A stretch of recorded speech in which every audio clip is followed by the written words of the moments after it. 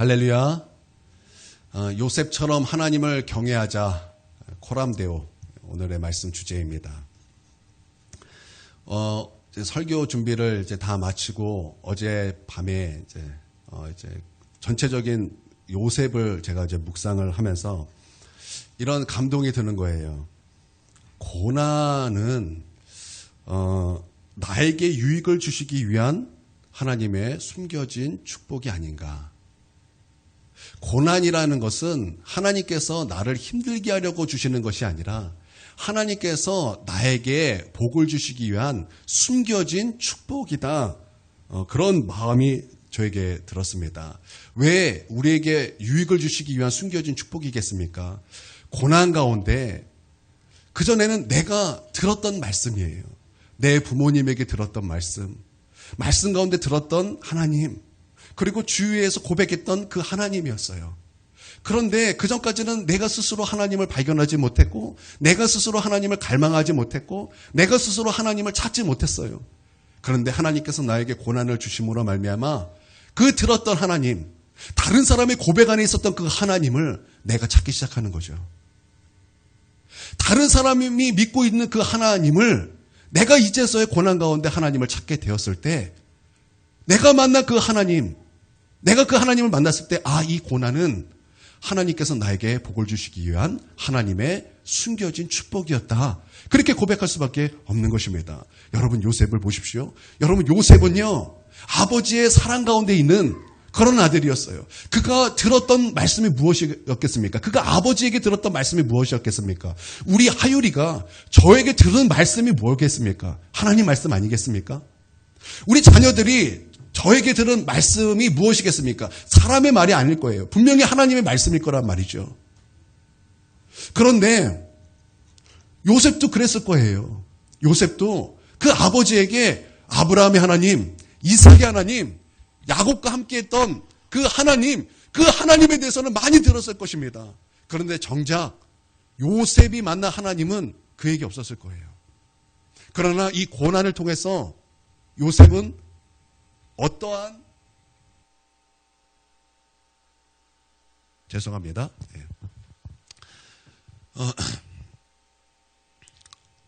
어디까지 했죠?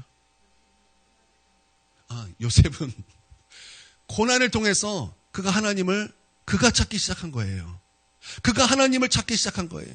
그가 고난 앞에 하나님 앞에 회개하며, 그가 고난 앞에 하나님 앞에 믿음으로 나가며, 그가 고난 앞에 하나님 앞에 기도하며 나가며 우리 주님과 동행하는 삶을 살게 되었을 때, 정말 요셉이 이 고난 가운데 하나님께서 나에게 주신 유익이 무엇인가를 생각했을 때, 그것은 하나님이 나를 만나 주셨다.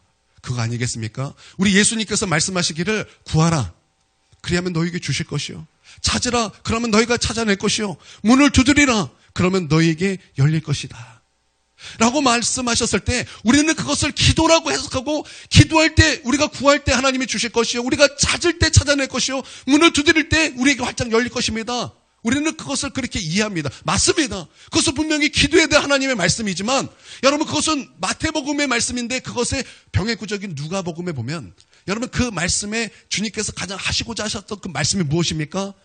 우리가 기도할 때, 우리가 구할 때, 우리가 찾을 때, 문을 두드릴 때 하나님께서는 우리에게 가장 좋은 것을 주시기를 원하는데, 그것이 무엇인가? 성령님이라는 거였어요. 그게 성령님이라는 거예요. 가장 너에게 가장 좋은 성령을 주시지 않겠느냐? 우리는요, 축복하면은 형통과 잘됨 외에는 잘 생각하지 못합니다. 그런데 진짜 중요한 것은 하나님이 나와 함께 하시는, 천지를 창조하신 그 하나님, 나를 구원하시기 위해 십자가에 달리신 우리 예수님, 그 예수 그리스도의 십자가의 사건을 경험하게 하시는 그 성령님, 우리 주님이 나와 함께 하시는 거야말로 여러분 진정한 축복인 거예요. 진정한 축복은 그 놀라운 하나님이 나를 만나 주셨다.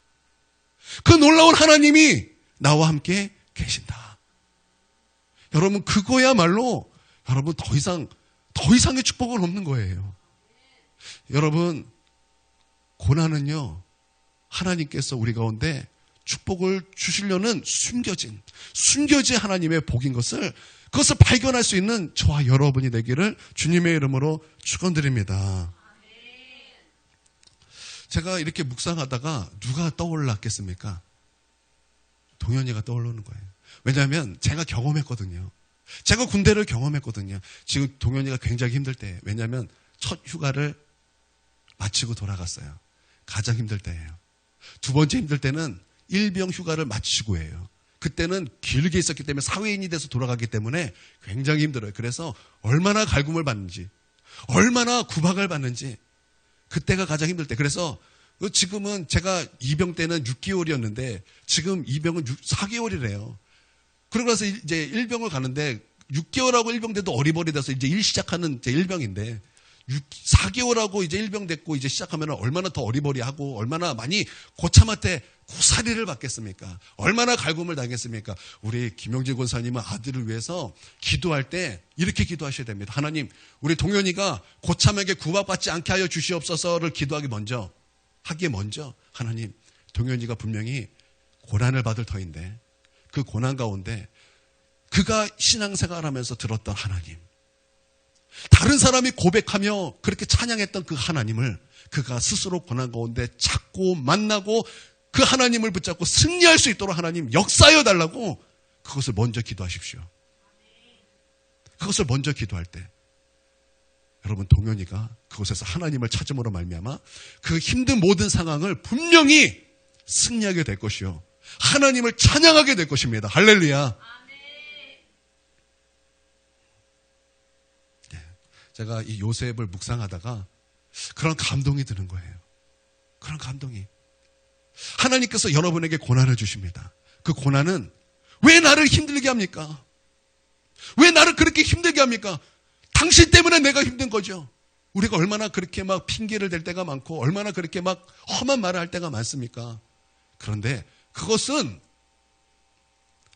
9은 모르고 하나만 아는 거예요. 그냥 내가 힘들다라는 그 사실만 아는 거지 아무것도 모르는 거예요. 그러나 그 고난 가운데 하나님을 발견한다면 그 고난 가운데 숨겨진 하나님의 복을 누리게 될 줄 믿습니다. 아멘. 라틴어 코람데오라는 말이 있습니다. 코람, 얼굴 앞에서, 데오, 하나님.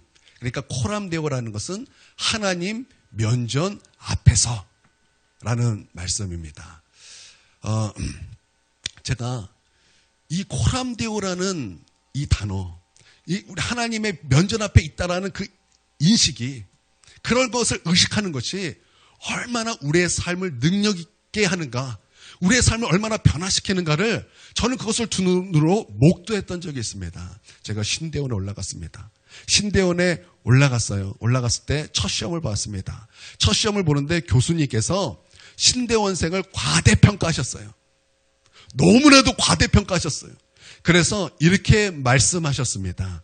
나는 너희를 믿는다. 하나님을 믿어야죠. 하나님을 믿어야지 왜 신대원생을 믿습니까? 그러면 나는 너희들을 믿는다. 너희가 시험이 끝나면 이 앞에 놔두고 그냥 가라. 그리고 교수님이 나가셨습니다. 그 교수님은 우리를 과대평가한 거예요. 그 교수님은 실수하신 거예요. 교수님이 나가자마자 폭동이 일어났어요. 폭동이 일어나니까 폭동이. 교수님이 나가니까 흥분한 신대원생이 난리가 난 거예요. 왜냐하면 신대원생이면 신학교가 막 올라온 그 사람만 있는 것이 아니라 뭐 서울대 동기 중에 서울대생, 뭐 중앙대생, 뭐 경희대생 무슨 뭐 막 많아요. 뭐 그런 것을 한 번도 경험해보지 못한 거예요. 이러한 일들을 경험해보지 못한, 그 전에 학교에서 경험해보지 못한, 그러니까 막 흥분 상태가 돼가지고 막 정신을 못 차리면서 막 갑자기 막 들뜨기 시작하고 얼굴이 시뻘개지기 시작하면서 막 갑자기 책을 꺼내서 막 책을 뒤적거리기 시작하고 막 돌아다니면서 컨닝을 하기 시작하고 뭐 흥분 상태가 되는. 그래서 그것을 보면서 또 어떤 전도사님은 그러면 안 된다. 뭐 이런 사람 저런 사람 막 소란스러워지기 시작한 거예요. 그때 어느 용기 있는 전도사님이, 누군지 기억은 안 나요. 저가 됐으면 좋겠는데 제가 그러지 않았거든요. 저는 그냥 그것을 보고만 있었어요. 아유, 쯧쯧쯧 그러면서 보고만 있었어요. 근데 어느 용기 있는 전도사님이 칠판에 글씨를 딱 하나 쓰는 거예요. 코람데오. 그거 모르는 사람 없거든요. 코람데오. 모든 전도사님이 그 코람데오라는 단어를 보자마자 갑자기 숙연해지는 거예요. 그 난리 났던 그 소란스러운 그 시험 시간이 갑자기 조용하게 되는 거예요. 그리고 잠잠하게 되는 거예요. 그리고 컨닝하려고 책을 폈던 그 전도사님들이 부끄러움을 느끼기 시작하는 거예요. 저는요, 그때 이 코람데오라는 이 말의 능력이 얼마나 대단한 것인가. 하나님 면전 앞에서라는 그 의식함이, 그것을 생각함이 얼마나 그것이 능력 있는 그 삶으로 우리 가운데 나타나는가. 저는 그것을 보고서 깜짝 놀랐어요. 와, 이 코람데오라는 말이 이게 장난 아닌 거구나. 하나님 앞에 있다라는 그 믿음이 정말 대단한 것이구나. 저는 그것을 보고서 정말 그때 깜짝 놀랐던 그런 일이 있었습니다. 여러분, 만약 우리도 내가 지금 하나님 면전 앞에 있습니다라는 그 믿음 가운데 살 때, 여러분, 우리는 분명히 달라지게 될 것입니다. 우리의 삶은 패배하고 낙심하고 좌절하는 삶에서 벗어나서 이제는 하나님이 내 앞에 계심으로 말미암아, 내 삶이 달라짐으로 말미암아, 변화됨으로 말미암아 내 삶이 성공자의 인생, 승리자의 인생이 될 줄 믿습니다. 코람데오, 하나님 면전 앞에 있다. 내가 지금 하나님 앞에 있다. 내가 하나님 앞에 살고 있다라는 그런 믿음이 우리의 삶을 완전히 변화시키더라는 거예요. 나는 저와 여러분에게 이러한 믿음이 있게 되기를 주님의 이름으로 축원드립니다. 그런데 우리가 내가 코람데오 아무리 외친다 한들, 맞습니다. 내가 하나님 앞에 있습니다. 나는 그것으로 여기고 살겠습니다.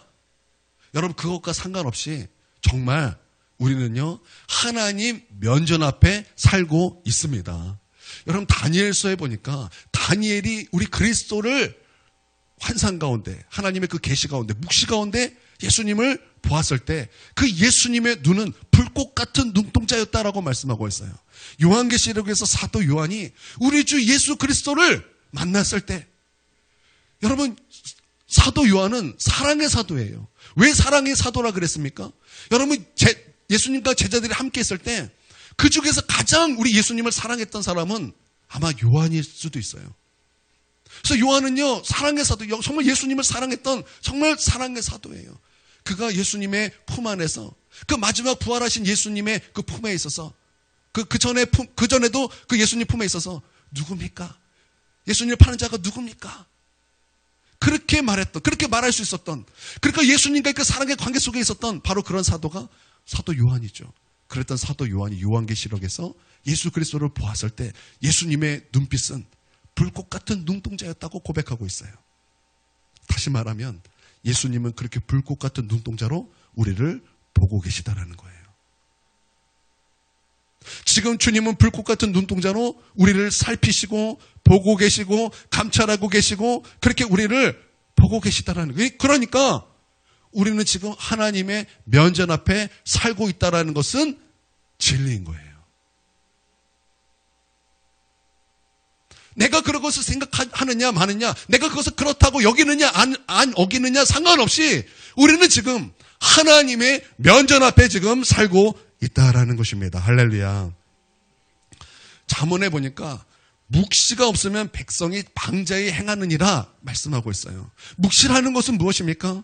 묵시라는 것은 하나님의 계시입니다. 하나님과 함께 했을 때 하나님이 우리 가운데 나타내시는 그 계시의 말씀, 계시하시는 하나님, 그게 묵시 아니겠습니까?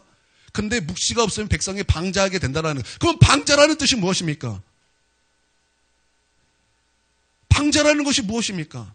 방자라는 뜻이 이와 같습니다. 망할 짓을 골라 한다. 이게 방자의 행하대. 망할 짓을 골라 행한다. 그러니까 우리가 하나님 면전 앞에 사는 것, 그 믿음이 우리 가운데 없을 때, 하나님이 없이 사는 그런 삶을 살 때 우리의 삶은 어떤 삶인가? 말씀이 없는 그런 삶은 우리 가운데 어떤 삶인가? 계시가 없는 삶은 어떤 삶인가? 망할 것을 골라 하는 삶을 사는 삶. 그렇게 된다라는 거예요.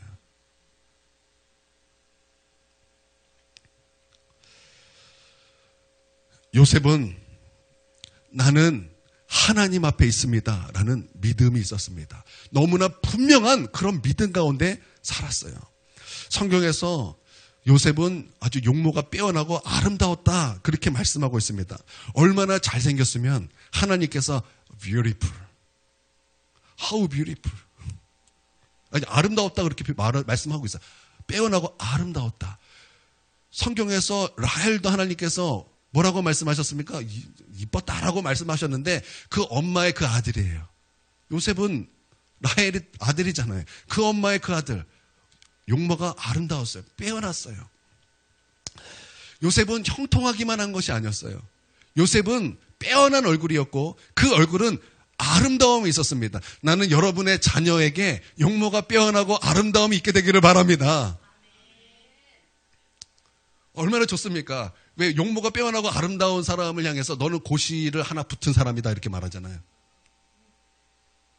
실질적으로 그렇게 말을 하고 또 얼굴 이뻐서 나라를 구한 사람도 있잖아요. 에스더. 그러니까 그 나쁜 건 아니죠.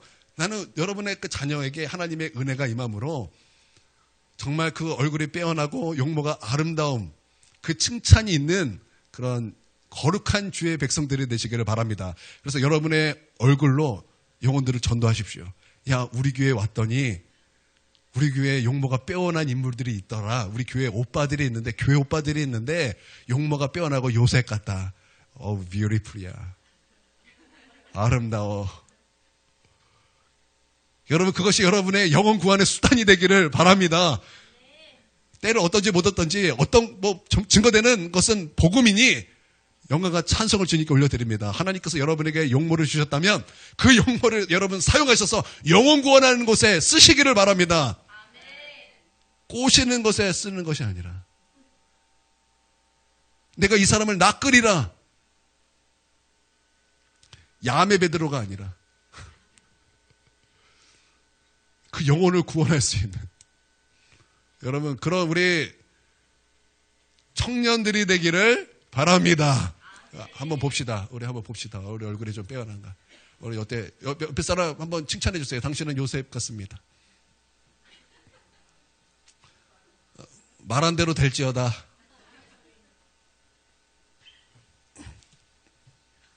어떤 사람이 요셉의 그런 얼굴에 대해서 재밌는 글을 쓴 것을 제가 이제 이번 한 주에 읽었습니다. 이제 이렇게 얘기를 해요.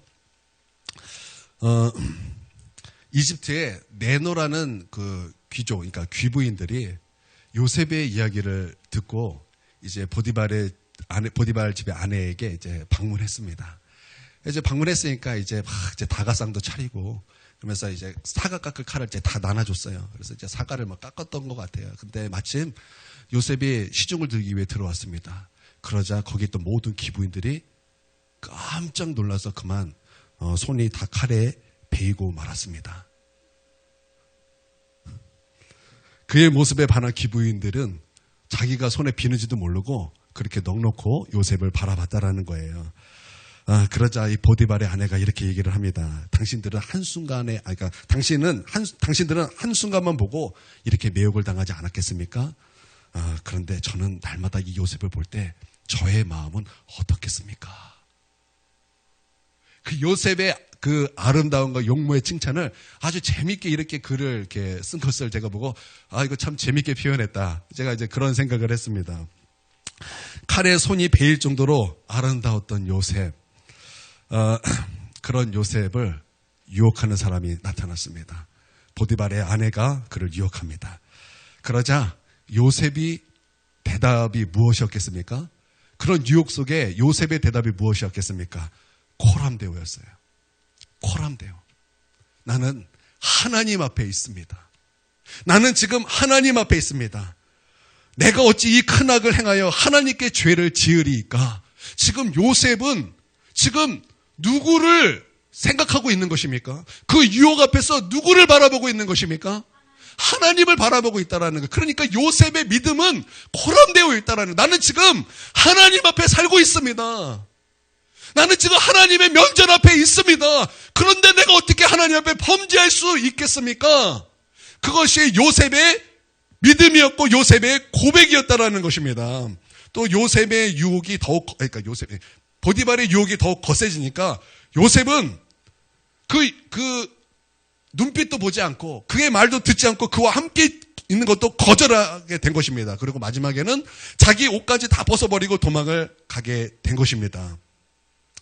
여러분, 이 코람데오가 얼마나 중요한지, 오늘 이 말씀을 통해서 우리는 분명히 그것을 보게 되는 거예요. 이 코람데오, 이 믿음으로 말미암아 모든 이 죄의 유혹 가운데 요셉은 승리자의 길로 가게 되더라는 거예요. 그러니까 이 코람데오의 믿음이 있다는 것이 얼마나 중요합니까? 또 이 코람데오의 믿음이 없을 때 어떠한 일들이 우리 가운데 나타날 수 있겠습니까? 예전에 저기 두레마을 김진호 목사님이 그 설교를 들었을 때 이건 그분하고 어떤 관계가 있는 사람의 말씀이었어요. 이런 말씀을 제가 들었습니다. 어떤 목사님이 전도를 이렇게 하러 다니다가 무당집도 전도를 하잖아요. 그러니까 무당집에 들어갔습니다. 그리고 전도를 하면 나오는데 이 사람을 전도한다고 그 무당집을 들락날락 거리다가 사람들이 경고하는 거예요. 목사님 그러시면 안 됩니다. 목사님 들락날락 하시는 것은 아닙니다. 그런데 그만 거기서 안타까운 일이 벌어진 거예요. 눈이 맞아버렸어요. 그 무당하고 눈이 맞아버린 거예요. 그리고 그것이 낱낱이 다 드러나게 된 거예요. 이 목사님이 목회를 할 수 있었겠습니까? 못하죠. 목회를 다 그만뒀습니다. 그리고 그분이 어디 가셨는지도 행방불명이 돼버렸어요. 그러고 나서 시간이 한참 지났을 때 이분이 이제 여러분 꽃동네죠. 꽃동네가 무엇인지 여러분 아시는 분도 있을 거예요. 거기에 이제 장애에 있는 사람을 돌보는 곳이잖아요. 근데 그곳에 봉사하러 갔을 때 목사님이 거기 계시더라는 거예요.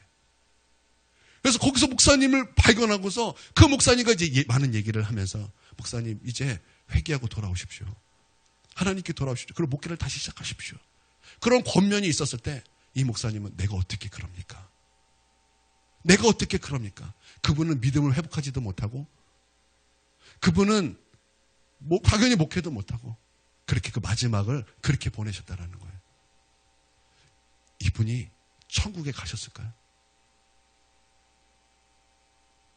이분이 회개하지 않았다면 그분은 지옥에 갈 것이었고 그분이 회개하고 돌이켰다면 그분은 천국에 있을 거예요.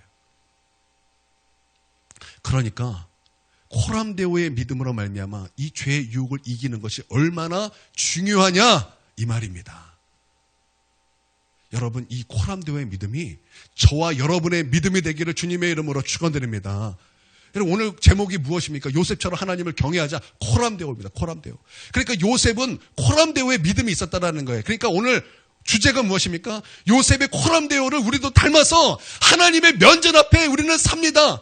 우리도 그렇게 살자라는 거예요. 우리도 그렇게 살자라는 것입니다. 우리 옆 사람하고 인사하겠습니다. 코람데오로 삽시다. 하나님 면전 앞에 있습니다의 믿음으로 삽시다.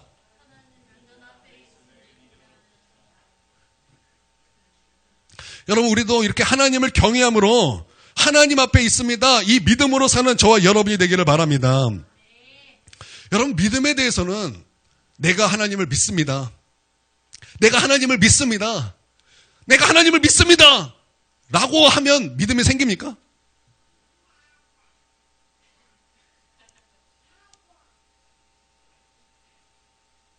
그럼 내가 나는 믿습니다 한다고 믿음이 생기냐 이 말이에요. 믿음은요 예수님의 것입니다. 믿음의 주요. 여러분 믿음은 예수님 것입니다. 믿음은 예수님에게 나오는 것입니다. 믿음은 예수로 말미암아 우리 가운데 부어지는 것입니다. 믿음을 위해서 우리 가운데 부어져야 되는 것이지 내가 믿습니다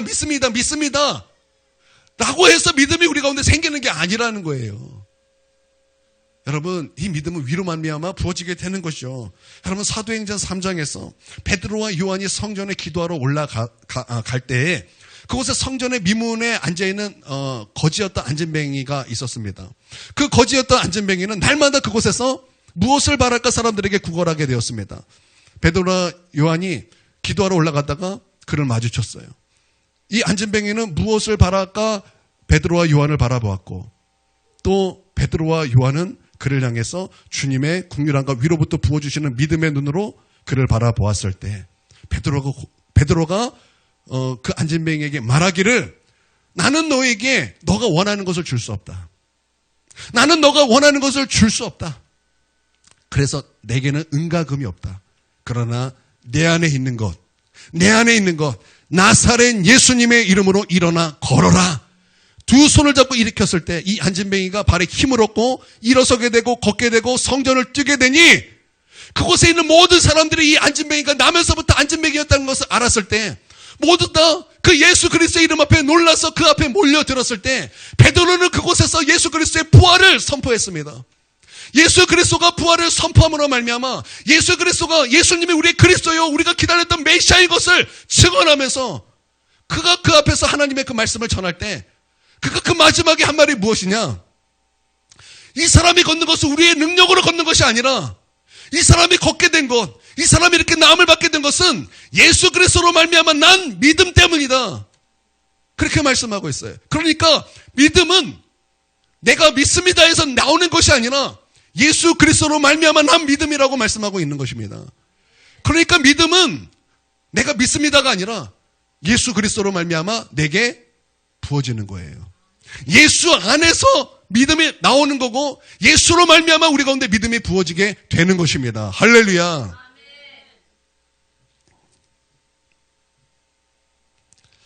그러니까 요셉의 코람데오의 믿음은 어디서 시작됐냐? 하나님과 함께 함을 통해서 이 코람데오의 믿음이 요셉에게 부어진 하나님의 은혜라는 거예요. 그러니까 하나님의 은혜 안에서 요셉은 코람데오의 믿음이 그 안에서부터 씨가 심겨지고 자라고 그것이 거목이 된 거예요. 그러니까 나는 저와 여러분이 정말 하나님과 함께함을 통해서 이 코람데오의 믿음이 우리 안에 씨가 심겨지고 그것이 자라고 그 코람데오가 우리 안에서 거목으로 뿌리가 내리기를 우리 주님의 이름으로 축원드립니다. 그래서 여러분 창세기 39장에 보면은 요셉에 대해서 말씀하기를 요셉에 대해서 반복하며 말씀하는 것이 요셉은 하나님께서 함께 하셨더라. 요셉은 하나님께서 함께 하셨더라. 요셉은 하나님께서 함께 하셨더라. 그것이 4번, 그러니까 39장에서만 4번이 반복이 돼요. 그러니까 요셉의 믿음의 시작이 어디냐? 하나님과 함께함이 시작이었다라는 거예요. 여러분 하나님과 함께 하십시오. 하나님과 동행하며 하나님과 함께 하십시오. 그것을 이루기 위하여 여러분의 인생을 던지십시오. 여러분의 인생을 하나님과 함께하는 것에 던지십시오. 여러분은 무엇에 여러분의 인생을 던지셨습니까? 여러분은 어떤 것에 여러분의 인생을 던지셨습니까? 여러분, 하나님과 함께하는 것에 여러분의 인생을 던지십시오. 하나님께서 요셉을 유학 보내셔서 총리 되게 하신 것이 아니에요. 야, 너는 엘리트 코스를 밟아라. 그래서 내가 너에게 향한 계획과 목적은 국무총리다. 그러니까 너는 열심히 공부해서 유학 가서 열심히 공부해서 엘리트 코스를 밟아서 너가 나중에는 하버드까지 졸업해서 경영학을 공부해서 그때야 내가 너를 돌아보고 내가 그때야 너에게 국무총리를 세우겠다. 그렇게 말씀하신 것이 아니에요. 하나님은 요셉의 코람데오를 심으시고 그를 키우셔서 그를 국무총리로 삼으신 거예요. 여러분 이것을 믿습니까? 그러니까 여러분이 던져야 될 것은 여러분의 인생을 던져야 될 것은 하나님과 함께하는 것입니다. 하나님과 함께 하십시오. 그러니까 여러분의 사업의 성공도 여러분의 그 사업장에서 이루어지는 것이 아니라 하나님 앞에 나와 기도하며 하나님과 함께하는 그곳에서 여러분의 성공이 거기서 정해지는 것이요. 여러분이 지금 어떤 싸워야 될 모든 수많은 그 전쟁이 전쟁터에서 승부가 갈라지는 것이 아니라 하나님께 나와 기도하는 기도의 처소에서 하나님과 함께하는 그 시간에 여러분의 그 전쟁의 승패가 결정이 된다라는 거예요. 하나님과 함께하는 것에 여러분의 인생을 던지십시오. 하나님이 여러분을 책임지신다라는 것을 믿으십시오. 그러실 수 있는 저와 여러분이 되기를 바랍니다. 하나님께서 늘 우리와 함께하고 싶으셨죠. 여러분 성경을 쭉 보십시오. 성경을 보면 하나님께서 우리와 함께하고자 하셨던 것들이 말씀이 얼마나 얼마나 많이 우리 가운데 말씀하고 있습니까? 하나님께서 아담과 하와를 창조하시고 나서 하나님은 아담과 하와를 함께 하시기 위하여 아담과 하와를 어디에 두셨습니까? 에덴 동산에 두셨습니다. 그러고 나서 또 이스라엘 백성, 하나님의 백성과 하나님을 함께 하시기 위하여 하나님은 어디 계셨습니까? 성막에 계시고 성전에 계셨습니다. 하나님은 그렇게 하나님의 백성과 함께 하시기를 원하셨습니다. 예수님이 오셨습니다. 그 하나님은 이제 누구를 통해서 함께 하셨습니까? 예수님을 통해서 우리와 함께 하셨습니다. 그게 임마누엘 아닙니까? 그리고 주님은 승천하셨습니다. 그리고 성령님을 우리 가운데 보내주셨습니다.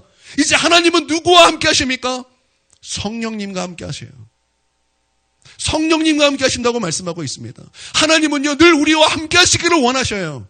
그리고 이제 그 성령을 통해서 하나님과 함께 하시기 위하여 하나님은 한 가지 아이디어를 내셨습니다. 그 아이디어가 무엇입니까? 그 아이디어는 기도입니다. 하나님께서 하나님과 함께하기 위하여 하나님이 내 가장 위대하고 아름답고 지혜로운 아이디어는 기도예요. 기도예요. 기도입니다. 여러분이 만약 나는 기도의 필요성을 느끼지 못하고 나는 내가 왜 기도해야 되는지도 모르고 나는 기도를 할 생각도 없다면 여러분은 지금 저 악한 마귀와 사탄과 귀신의 가르침을 따르고 있다라는 것이, 그것은 확실한 거예요.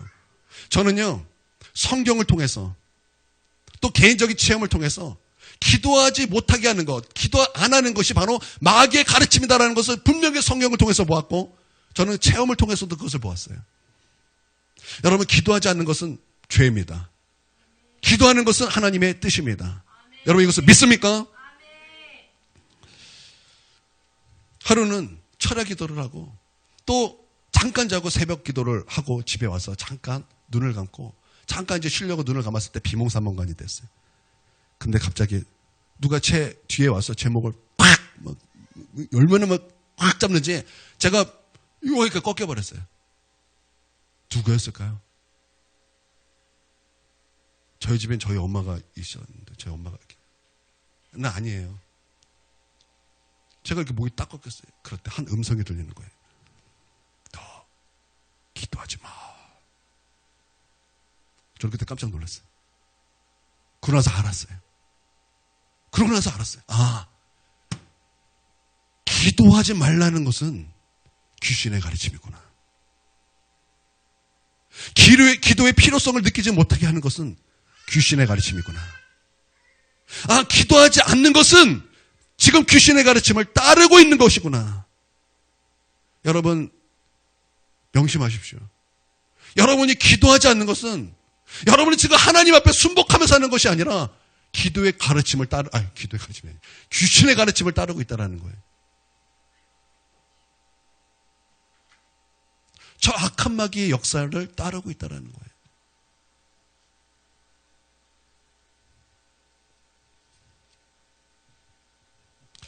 하나님께서 우리에게 기도하라고 말씀하셨습니다. 예수님도 기도하셨습니다. 그리고 예수님께서 승천하실 때 마지막으로 제자들에게 하신 말씀이 무엇입니까? 여러분, 그 말씀을 사도행전에 보면 약속하신 성령을 기다려라. 몇 날 며칠이 되어 성령께서 너에게 임하셔서 너희는 성령 세례를 받게 될 것이다. 여러분, 그것이 예수님의 그 마지막 말씀이었어요. 제자들은 그것을 이해하지 못했습니다. 제자들은 그것을 이해하지 못했을 때 예수님은 다시 한번 말씀하셨어요. 오직 성령이 너에게 임하시면 너희가 권능을 받고 예루살렘과 온 유대와 사마리아와 땅끝까지 이르러 내 증인이 되리라 하시니라. 제자들은 그 말씀을 듣고 무엇인가 깨닫기 시작했고 무엇인가 알기 시작했어요.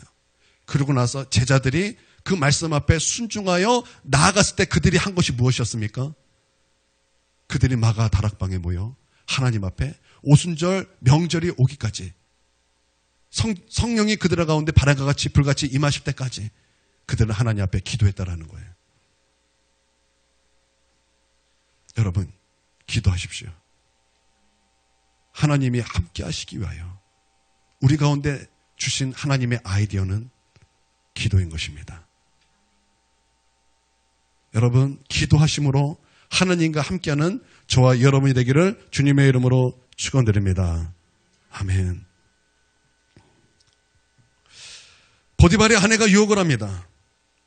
여러분 유혹할 때 기도하지 않은 사람이 어떻게 성령 충만할 때 나타난 일들을 나타낼 수 있겠습니까? 기도하지 않는 자에게 어떻게 그 죄의 유혹이 올 때 코람대오의 그 믿음으로 나아갈 수 있겠습니까? 여러분 그것은 불가능한 거예요. 여러분 단순히 한 여자가 유혹했다, 젊은 사람은 유혹했다가 아니에요. 권력자예요. 권력자입니다. 내가 그 유혹을 거절했을 때 나의 생명을 죽을 수도 있다. 그거 요셉이 몰랐겠습니까? 그거 요셉이 몰랐겠습니까? 요셉 다 알아요. 그런데 그 요셉은 그때 그 유혹 앞에서 누구를 바라본 것입니까? 누구를 두려워한 것입니까? 사람을 두려워한 것이 아니에요. 요셉은 코람데오의 믿음으로 정말 내가 하나님 앞에 범죄했을 때 내가 진짜 두려워야 될 것은 하나님이심을 분명히 그가 알았다라는 거예요. 할렐루야.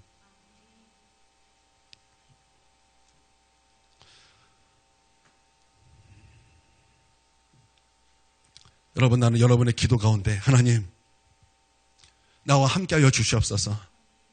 하나님 나와 함께하심으로 말미암아 이 요셉의 유혹이 나에게도 왔을 때 우리 하나님 코람데오의 믿음으로 이길 수 있도록 주님 나를 도와주시옵소서. 주님 나를 도와주시옵소서. 여러분 그러실 수 있기를 바랍니다. 하나님과 함께 했더니 죄를 이길 수 있는 힘과 지혜가 요셉에게 부어졌습니다.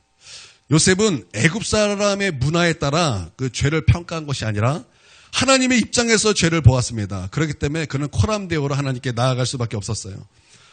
여러분 죄의 삭은 사망입니다. 죄의 삭은 사망이에요. 분명히 요셉은 죄에 대해서 하나님의 입장이었습니다. 죄를 범하면 그 결과는 사망이다. 죄의 결과는 사망이다. 요셉은 그런 믿음이 분명히 있었던 것입니다. 욕심이 잉태하여 죄를 낳고 죄가 장성한 즉 사망을 낳느니라.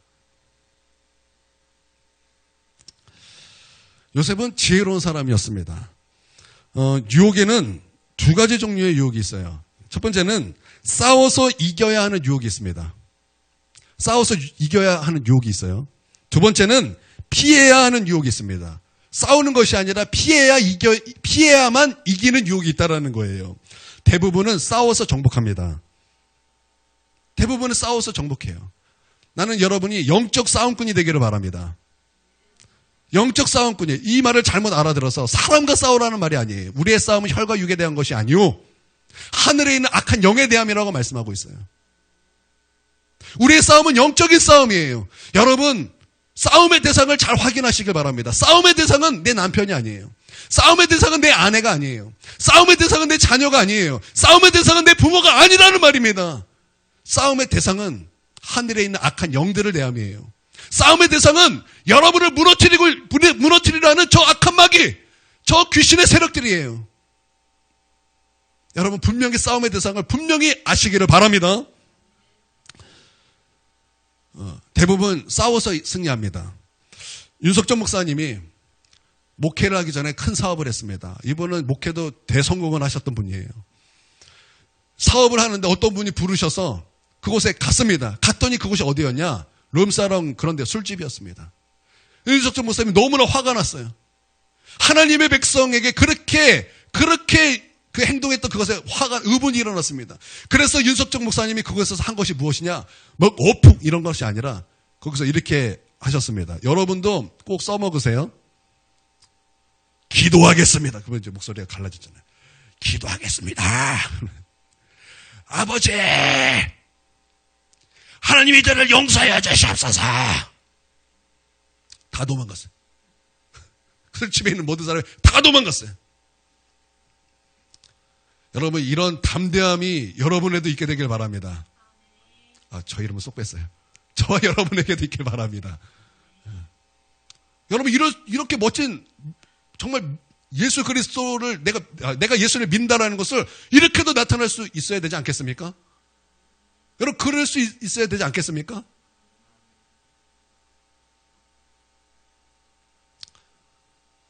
나중에 저 그런 간증이 있습니다. 저희 꼭 얘기해 주세요.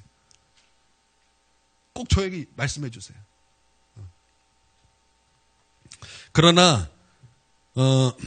피하고 도망쳐야 될 유혹이 있는데 피하고 도망쳐야 될 유혹은 어떤 것일까요?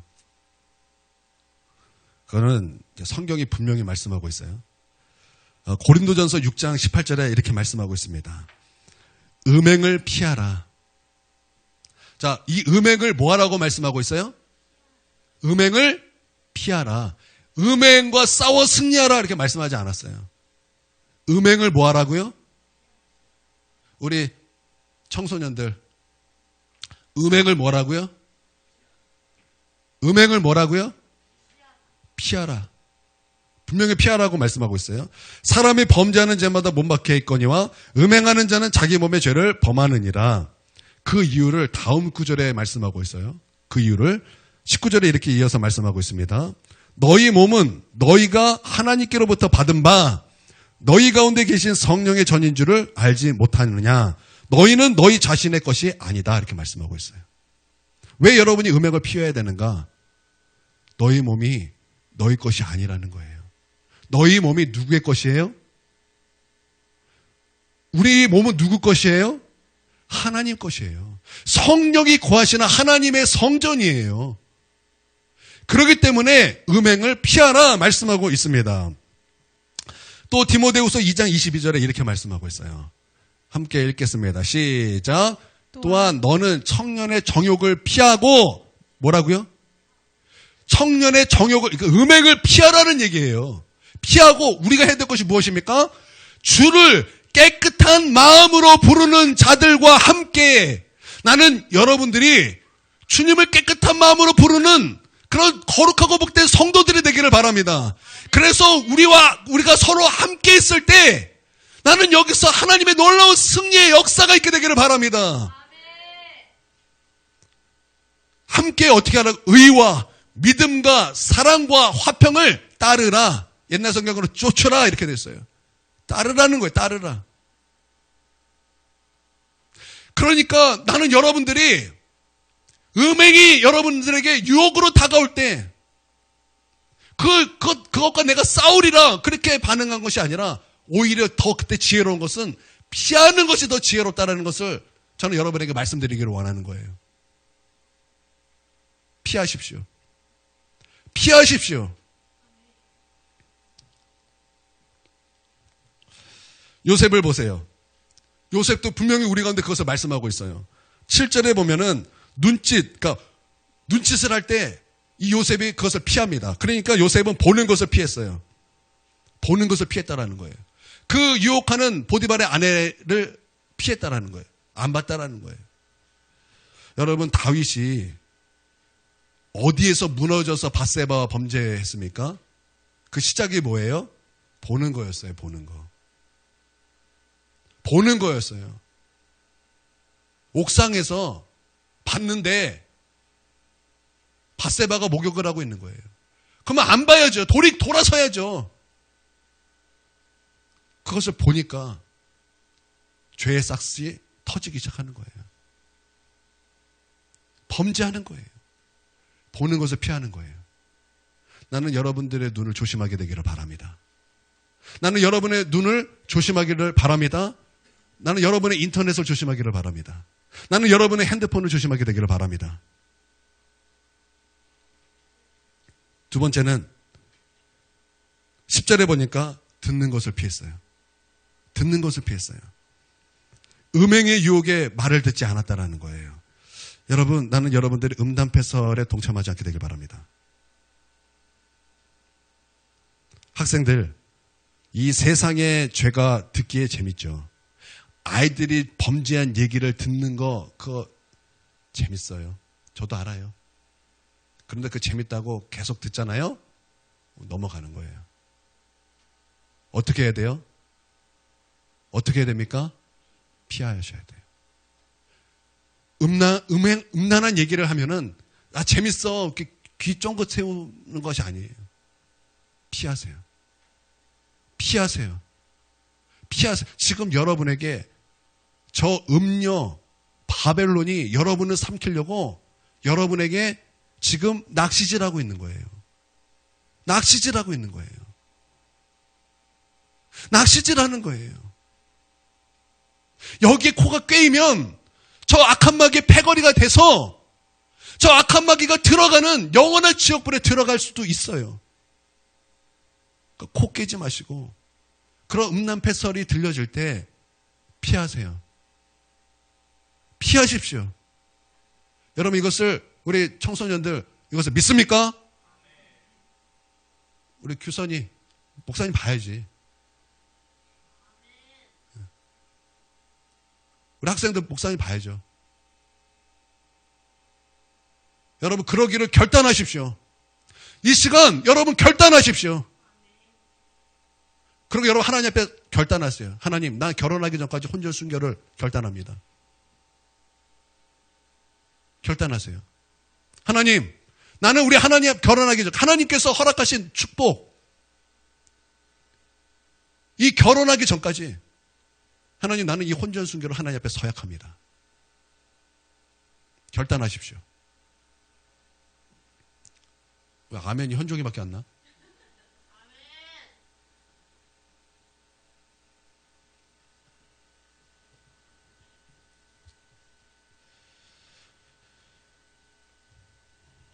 그냥 피하지 말고 적극적으로 피하세요. 요셉이 마지막에 자기가 입고 있는 옷까지 벗어 던지면서 도망갔어요. 여러분 그렇게 적극적으로 도망가세요. 그렇게 음행을 적극적으로 도망가세요. 여러분의 그 친구들이, 세상 친구들이 그 말에서 악한 말이 튀어나오고 음란한 말이 튀어나오고 음행의 말이 튀어나올 때 여러분 그것을 좋다고 웃고 떠들고 있는 것이 아니라 도망가십시오. 도망가십시오. 적극적으로 도망가십시오. 그리고 이 거룩한 주님의 몸된 교회에서 여러분의 그 입술 가운데서 음란한 말이 나오지 않게 되기를 바랍니다. 그 친구들이 했던 그 말들이 다시 내 입을 통해서 주님의 몸된 이 거룩하고 복된 이 주님의 성전에서 그런 말들이 나오지 않게 되기를 주님의 이름으로 축원드립니다. 그리고 유혹의 장소를 피하십시오. 여러분 믿음 없는 사람이 술 마시는 곳에 가면은 술을 마실 수밖에 없지요. 그러면 어떻게 해야 됩니까? 아예 가지 않는 거예요. 아예 가지 않는 거예요. 그러니까 처음부터 그 유혹의 장소를 피하는 것입니다. 요셉이 그랬어요. 요셉은 그 여인이 함께 있는 것도 거부했어요. 자기 옷을 버리고 도망갔습니다. 이건 싸워서 이기는 문제가 아니에요. 피해야 되는 문제예요. 피하십시오. 적극적으로 도망가십시오. 그것이 승리하는 것입니다. 여러분 헌신이라는 말이 무엇입니까? 헌신. 신이 뭐예요? 신. 몸을 드리는 거예요. 몸을. 하나님 앞에 몸을 드리는 거예요. 여러분의 몸을 하나님께 드리십시오. 여러분의 몸을 하나님께 드리십시오. 여러분의 몸은 하나님 거예요. 여러분의 몸은 하나님 거예요. 여러분 믿습니까? 여러분의 몸은 하나님 거예요. 여러분은 주의 성령이 거하시는 하나님의 처소요 하나님의 성전인 것을 너희가 알지 못하느냐? 반드시 알아야 된다는 거예요. 하나님의 성전에 술을 들어붓고 하나님의 성전에 담배 연기를 집어넣고 하나님의 성전에 음행을 집어넣고 여러분 그거 말이 안 되잖아요. 여러분 교회 오는데 제가 여기서 막 술을 잔뜩 먹고 강대상에 섰어요. 그러면 여러분은 저를 어떻게 보시겠습니까? 당장 옆 교회로 가지 않겠습니까? 여러분 그러지 않겠어요? 그러면 그거 여러분들도 적용하시라는 거예요. 여러분도 적용하시라는 거. 여러분 이 죄를요, 이 세상의 그런 문화의 입장에서 보는 것이 아니라 하나님 입장에서 보라는 거예요. 죄의 싹은 사망이라는 거, 장성한 죄는 사망을 낳는다라는 거, 습관적인 죄는 지옥에 가게 된다라는 거. 내가 범죄하면 그것이 얼마나 무시무시한 것으로 내게 온다라는 것. 그거 하나님의 입장으로 보라는 거예요. 하나님의 말씀으로 보라는 거예요. 죄의 정의가 무엇입니까? 여러분 구약에서 죄의 정의는요. 핫하잖아요. 핫하. 핫하가 무엇입니까? 길에서 벗어났다가 핫하예요. 근데 이 신약에서는 하마르티아. 관역에서 벗어났다는 거예요. 그러면 길, 관역 그게 무슨 뜻이에요? 하나님과 하나님의 말씀에서 벗어난 게 다 죄라는 거예요. 그러니까 죄는요, 이 세상의 문화에서 보면 안 되는 거예요. 죄 안 짓고 어떻게 살아? 그 말에 속지 마세요. 아니, 죄 안 짓고 어떻게 살아? 술 안 마시고 어떻게 살아? 거짓말 안 하고 어떻게 살아? 여러분, 속지 마세요. 속지 마십시오. 그게 죄예요. 그게 마귀가 여러분을 가르치고 있는 가르침이에요. 그래, 잘하고 있다. 그래, 너 진짜 잘하고 있다. 뭐 어때? 죄 안 지고 어떻게 살아? 그런데 여러분의 그 뛰어난 분별력으로 여러분 한번 점검해 보십시오. 여러분이 분노하는 그 한 번의 분노가 여러분이 쌓아왔던 하나님의 나라를 어떻게 무너뜨리는가. 여러분이 그 작은 죄를 영접했을 때 여러분이 쌓아왔던 그 믿음이 어떻게 무너지는가. 마귀에게 미혹을 받았을 때 여러분이 과연 하나님의 나라, 천국이 생각이 나고 지옥이 생각이 나고 하나님의 심판이 과연 생각이 나는가? 불신자와 똑같은 마음이 되지 않던가요? 불신자와 똑같이 하나님을 조금 더 생각하지 못하는 그런 마음밭이 되지 않냐 이 말입니다. 여러분, 그러면 이 죄의 문제에 있어서 이 세상의 입장, 이 세상의 관점에서, 문화의 관점에서 보는 것이 아니라 하나님의 입장에서 봐야 되지 않겠습니까? 지금 지옥에서 이것의 마귀의 가르침에 속아서 이 정도면 될 줄 알았습니다. 그러다가 많은 목사님들이 지옥에 있지 않겠습니까? 많은 장로님들이 지금 지옥에 있지 않겠습니까? 많은 성도나 부르심을 받은 사람들이 지옥에 있지 않겠냐 이 말입니다. 그러니까 여러분 명심하십시오. 이 죄의 입장에서 분명한 자세를 취하십시오. 왜 이것도 못하게 하고 저것도 못하게 합니까? 여러분, 그게 아니라는 거예요. 그게 아니라는 거예요. 예수 그리스도 안에 주시는 그 자유는요, 우리 하나님 안에 온전히 있을 때 누리는 자유지. 주님이 말씀하신 자유는 방임이 아니에요. 방종이 아니에요. 우리 이 자유민주주의가 지켜지는 것은 아무렇게나 살라는 그 자유가 아니라 법 안에 있을 때 자유민주주의가 누려지는 거 아닙니까? 마찬가지 아니에요? 그런 거 아닙니까? 어떻게 공산주의를 하면서 자유민주주의가 지켜진다고 말할 수 있겠습니까?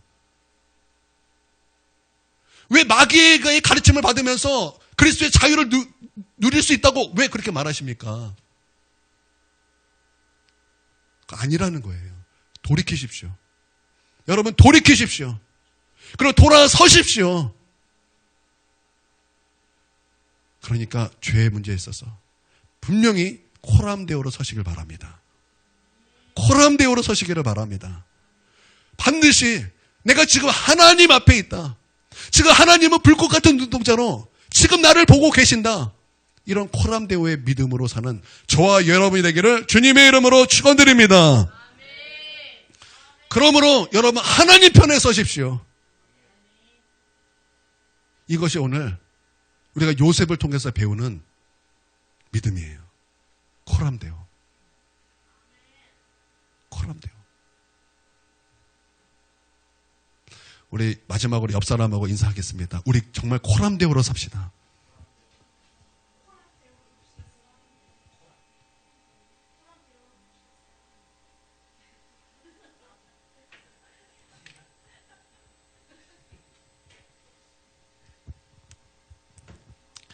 예, 이 시간 우리 하나님 앞에 결단하며 기도하기 원합니다.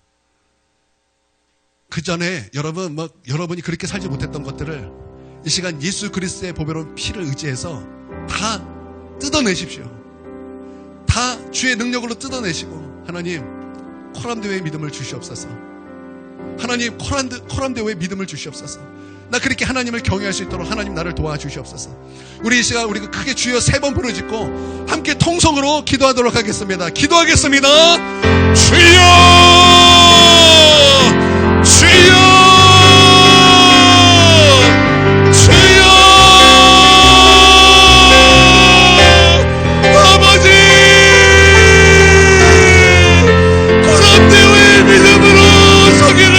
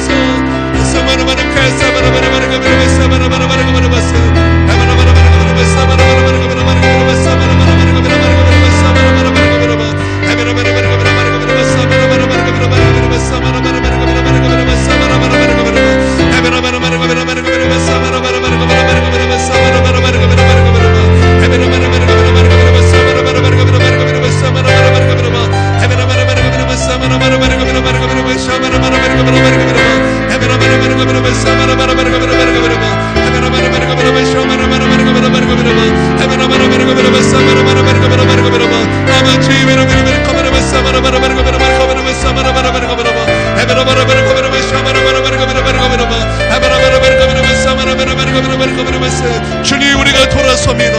아버지 우리가 돌아섭니다.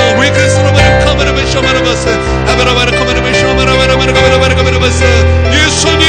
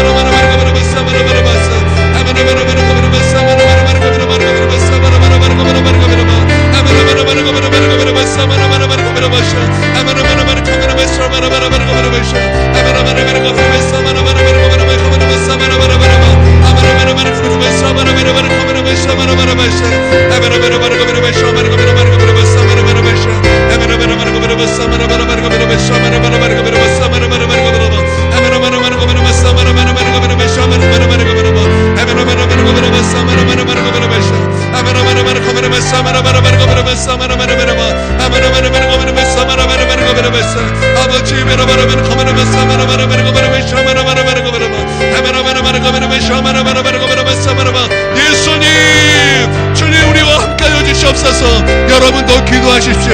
여러분도 간절히 기도하십시오.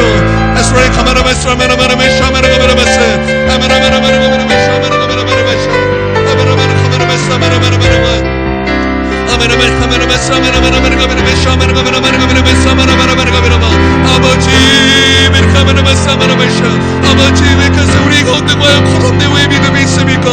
아버지 우리 가운데 정말 코롭네 왜 믿음이 있습니까? 주님 우리가 주님 돌아서기를 원합니다.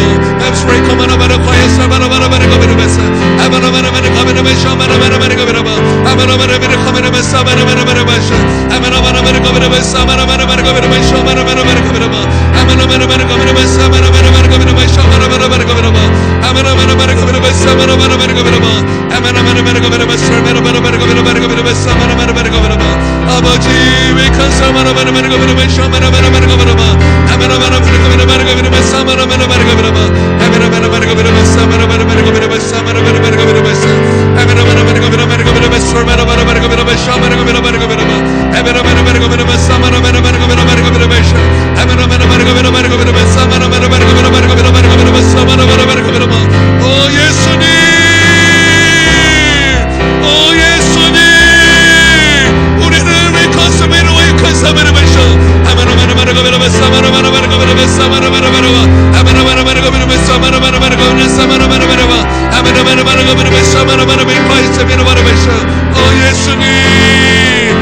예수님 우리에게 기도형을 부어주시옵소서. 예수님 왜 우리로 기도하게 하시옵소서.